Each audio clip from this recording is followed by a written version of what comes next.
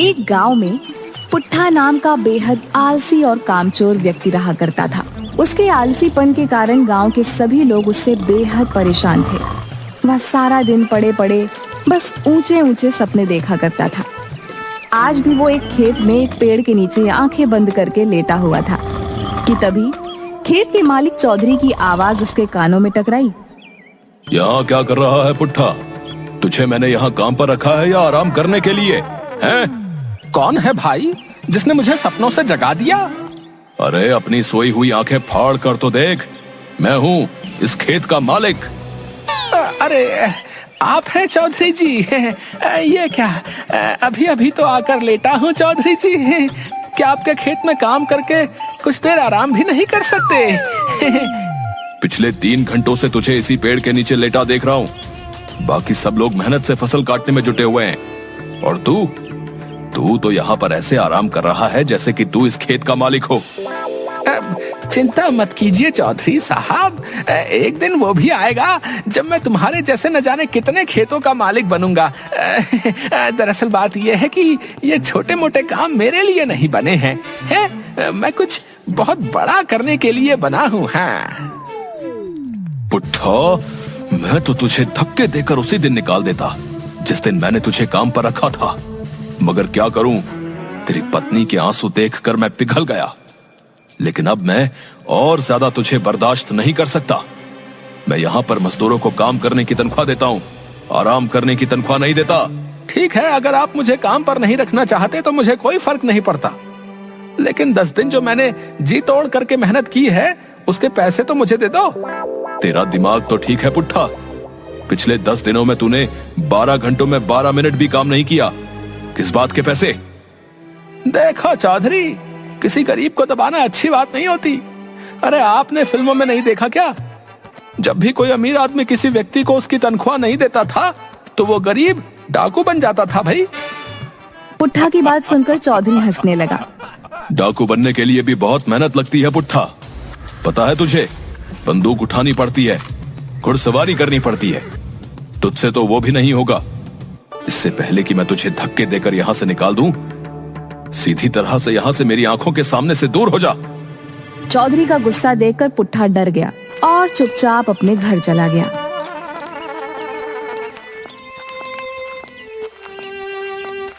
दोपहर के वक्त पुट्ठा को घर पर देखकर उसकी पत्नी शर्मिली को गुस्सा आ गया। अरे इतनी जल्दी काम से कैसे आ गए? तुम्हारा काम तो शाम को खत्म होता है ना? चौधरी ने मुझे काम से निकाल दिया। काम से निकाल दिया? लेकिन क्यों? अरे मैं उसके खेतों में 10 मजदूरों के बराबर जी तोड़ मेहनत करके काम कर रहा था। कुछ मिनट पेड़ के नीचे आराम करने के लिए क्या बैठ गया है, वो बुरी तरह से भड़क गया। हे भगवान, बड़ी मुश्किल से तो चौधरी के सामने आंसू बहाकर तो तुम्हें काम दिलवाया था, लेकिन तुम्हें वहाँ से भी निकाल दिया गया। आखिर तुम्हारा ये आलसपन कब जाएगा? कब तुम कामचोर से एक मेहनती इंसान बनोगे? गांव की सारी औरतें मेरा मजाक उड़ाती हैं। अरे तुम उनकी बातों पर ज्यादा ध्यान मत दिया करो। कितनी बार कहा है कि औरतों की तो आदत ही है एक दूसरे का मजाक बनाना। तुम्हें अपनी पत्नी का मजाक उड़वाना तो मंजूर है, लेकिन काम करना मंजूर नहीं है। अरे और पत्नियों को तो शिकायत रहती है कि उनके पति उनके साथ ज्यादा समय नहीं बिता पाते। तुम्हें तो खुश होना चाहिए शर्मिली कि तुम्हारा पति तुम्हारे हमेशा आसपास रहता है। इस तरह से तुम्हारे आसपास होने से मुझे क्या फायदा? इससे तो अच्छा तुम गायब हो जाओ। रसोई घर में कल रात ही आटा खत्म हो गया और राशन भी बिल्कुल नहीं है। मुझे कोई मतलब नहीं है, कहीं से भी लाओ पर राशन लेकर आओ। मैं राशन कहाँ से लेकर आऊंगा शर्मिली? चौधरी ने मुझे एक पैसा भी नहीं दिया। पैसे काम करने के दिए जाते हैं, आराम करने के लिए नहीं दिए जाते। जो भी हो, मैं तुम्हें काम पर लगवाते लगवाते तंग आ चुकी हूँ। जाओ किसी से उधार मांग कर लाओ या डाका डाल कर लाओ, लेकिन आज तुम्हें महीने भर का राशन लेकर आना है। उसके बाद तुम महीने भर आराम से चाहे तो सोते रहना।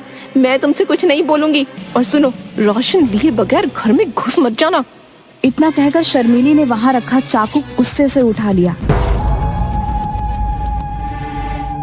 ये क्या कह रही हो शर्मिली? मैं तुम्हारा पति हूँ, क्या तुम मुझे मारकर विधवा बनोगी? इससे तो अच्छा मैं विधवा ही सही रहूंगी। कम से कम मुझे सुकून तो होगा कि मैं विधवा हूँ, मेरा पति मर चुका है।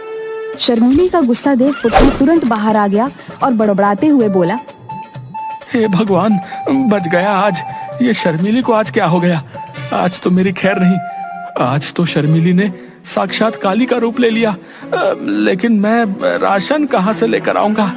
गांव के हर व्यक्ति से तो मैं उधार मांग चुका हूँ। कोई तरकीब तो निकालनी पड़ेगी, नहीं तो आज शर्मिली मुझे नहीं छोड़ेगी। हाँ। तभी शर्मिली अंदर से चीख कर बोली, बाहर खड़े मत रहो, महीने भर का राशन लेकर आओ। जाता हूँ। पुट्ठा तेजी से बाजार की ओर चल दिया।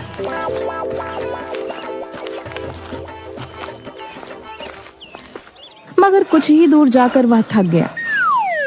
कितनी गर्मी है, मुझे तो थकान सी महसूस हो रही है। एक काम करता हूँ, किसी पेड़ की छाया में बैठकर थोड़ा आराम कर लेता हूँ। हाँ, और वहीं बैठकर कुछ सोचता हूँ कि ये राशन पानी का जुगाड़ कहाँ से किया जाए। पुट्ठा एक पेड़ के नीचे जाकर आंख बंद करके लेट गया। तभी उसके कानों में किसी साधु की कड़कदार आवाज टकराई। उठ जा कामचोर, यहाँ क्यों लेटा है? पुट्ठा ने देखा कि एक साधु उसे गुस्से से घूरे जा रहा था। अब तुम्हें मेरे यहाँ आराम करने से क्या दिक्कत होने लगी साधु जी? हैं? मुझे परेशान मत करो। अच्छा खासा मैं सपनों की दुनिया में खोया हुआ था। जिस पेड़ के नीचे तू सपने देख रहा है, वो पेड़ मेरा है। क्यों? इस पेड़ पर तुम्हारा नाम लिखा है क्या? हैं?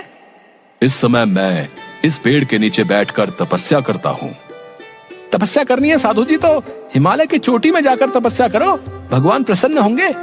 मैं तेरे बारे में सब जानता हूँ। तो इसमें नई बात क्या है? मैं इसी गांव का रहने वाला हूँ, वो तो सभी जानते हैं। मैं जानता हूँ कि तू इस वक्त क्या सोच रहा है। पुट्ठा उठकर खड़ा हो गया।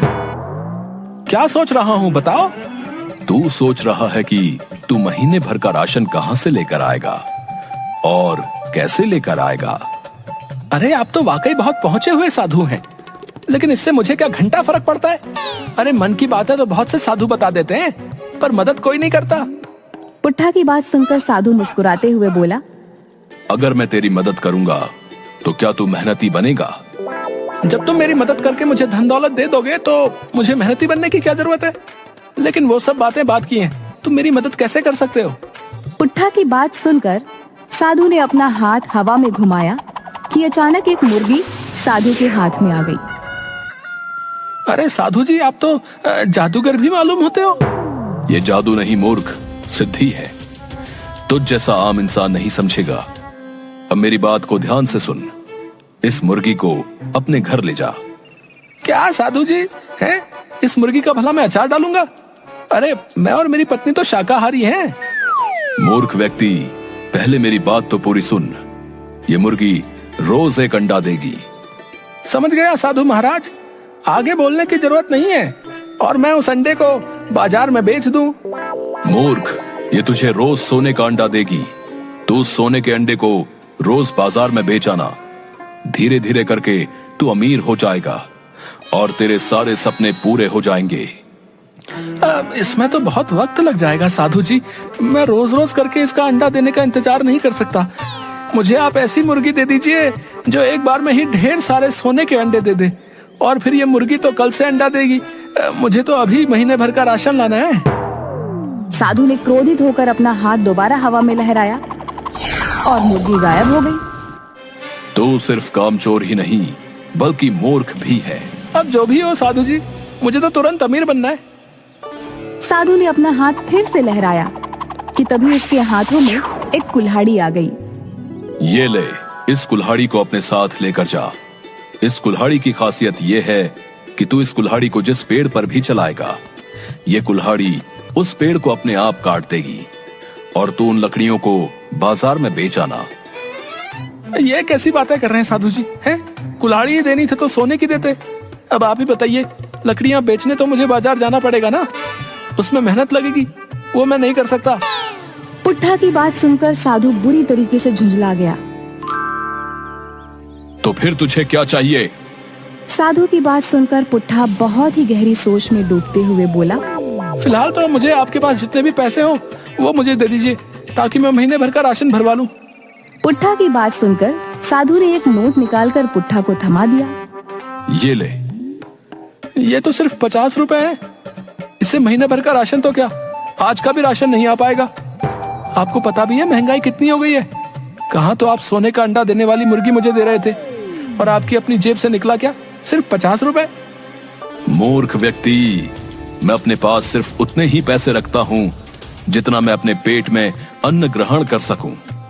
बाकी सिद्धि और मोह माया की बातें तेरे जैसा बेवकूफ क्या जाने। तेरा कुछ नहीं हो सकता। इतना कहकर साधु वहां से चला गया। चलो कम से कम 50 रुपए तो मिले। पुट्ठा 50 रुपए लेकर बाजार घूमने लगा। तभी पुट्ठा की नजर गांव में बनी एक नई छोटी सी दुकान पर पड़ी, जहां पर गरम गरम समोसे बन रहे थे। लगता है ये दुकान नई है और समोसे बनाने वाला भी इस गांव में नया लगता है। ये समोसे की खुशबू बहुत अच्छी आ रही है। चलो एक काम करता हूँ, कुछ समोसे इसी 50 रुपए के खरीद लेता हूँ। अगर राशन का जुगाड़ नहीं हुआ तो शर्मिली समोसे खाकर ही पेट भर लेगी। कम से कम समोसे खाकर उसका गुस्सा तो शांत हो जाएगा। पुट्ठा सीधा समोसे की दुकान पर चला गया। पुट्ठा दुकानदार से बोला, लगता है इस गांव में नए हो। जी बाबू साहब, कुछ दिन पहले ही मैंने दुकान खोली है। सुना है इस गांव में काफी खुशहाली है। हाँ हाँ वो तो है। वैसे एक समोसा कितने का दे रहे हो? 5 रुपए का एक समोसा है। इस महंगाई ने भी कमर तोड़ दी है भैया।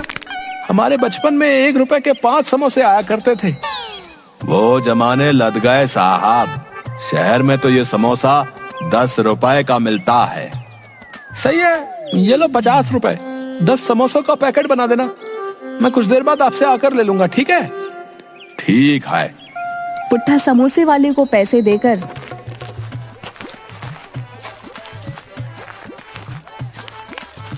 बाजार में इधर उधर नजरें दौड़ाने लगा।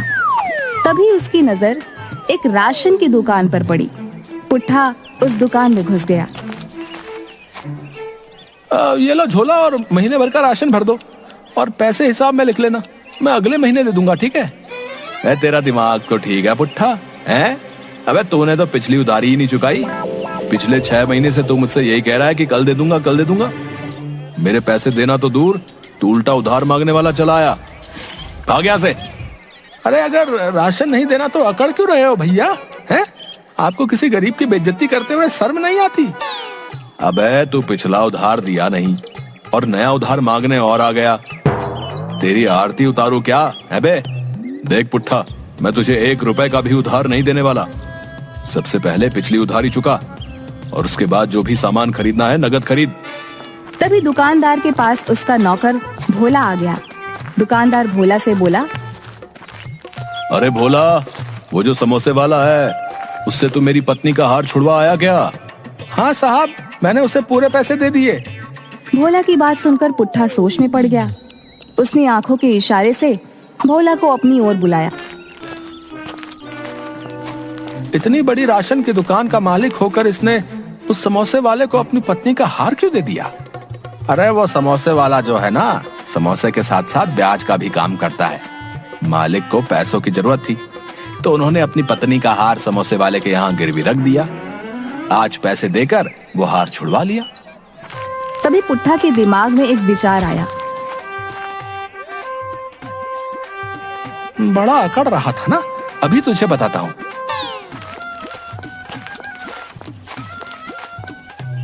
पिछली उधारी कितनी थी मेरे ऊपर? सब मिलाकर पूरे 5,000 रुपए। मैं जानता था तुम मुझे उधार नहीं दोगे, इसीलिए मैं अपनी पत्नी की अंगूठी चुपके से ले आया था, और मैंने उसे 10,000 रुपए में समोसे वाले के पास गिरवी रख दिया था।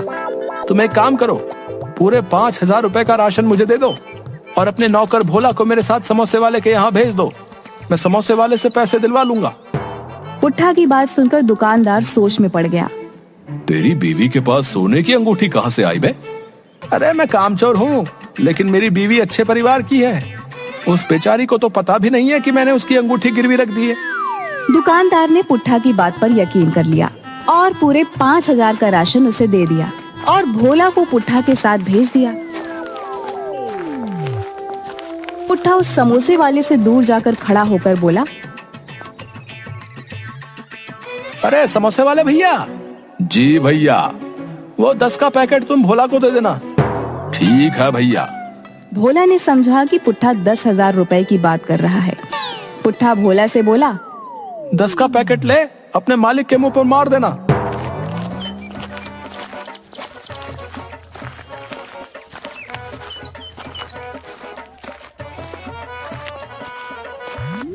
राशन देकर शर्मीली हैरत में पड़ गई।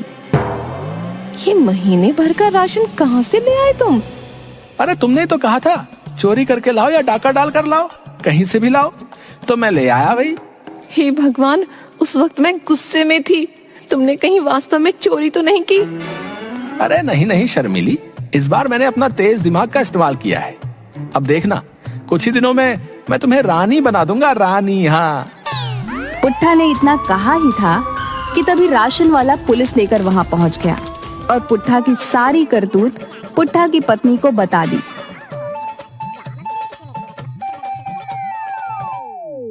रे लोगों को बेवकूफ बनाता है बे।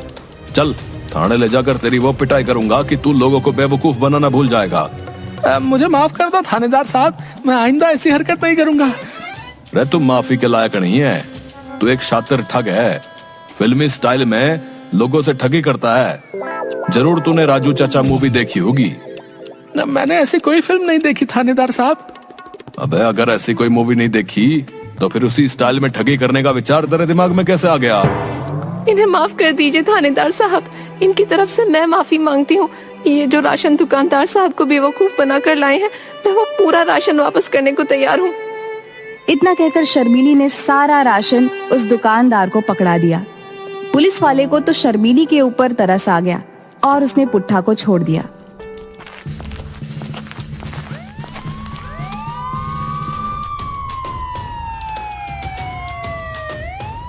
देखा तुमने, अब तो पुलिस भी हमारे दरवाजे पर आ गई। मुझे माफ कर दो शर्मिली, मैं कल से अपनी काम चोरी की आदत छोड़ दूंगा और मेहनती बन जाऊंगा। इससे अच्छा तो मैं उस साधु की बात मान लेता तो मैं ज्यादा फायदे में रहता। कौन सा साधु और कौन सी बात? पुट्ठा ने अपनी पत्नी को सारी घटना बता दी।